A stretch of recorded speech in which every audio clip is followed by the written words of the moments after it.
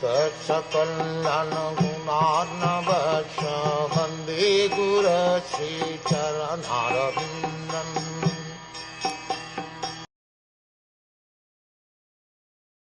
When the world is overburdened by the fighting strength of kings who have no faith in God, the Lord, just to diminish the distress of the world, descends with his plenary portion.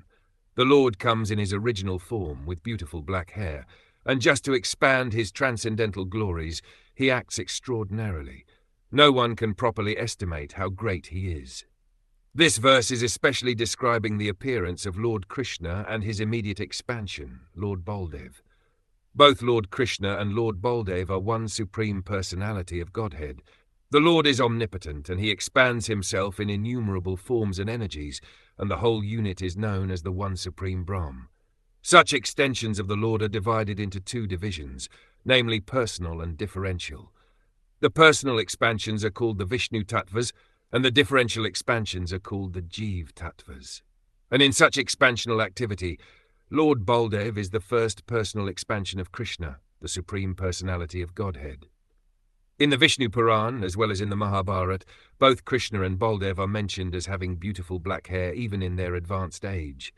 The Lord is called Anupalakshya, or, in still more technical Vedic terms, Avamanasa Gokara, one who is never to be seen or realized by the limited sense perception of the people in general. In the Bhagavad Gita, it is said by the Lord. In other words, he reserves the right of not being exposed to anyone and everyone.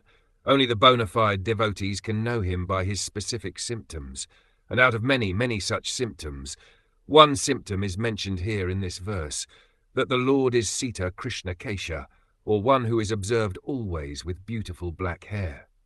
Both Lord Krishna and Lord Baladev have such hair on their heads, and thus even in advanced age they appeared like young boys 16 years old. That is the particular symptom of the personality of Godhead. In the Brahm Samhita it is stated that although he is the oldest personality among all living entities, he always looks like a new, youthful boy. That is the characteristic of a spiritual body. The material body is symptomized by birth, death, old age and diseases, but the spiritual body is conspicuous by the absence of those symptoms.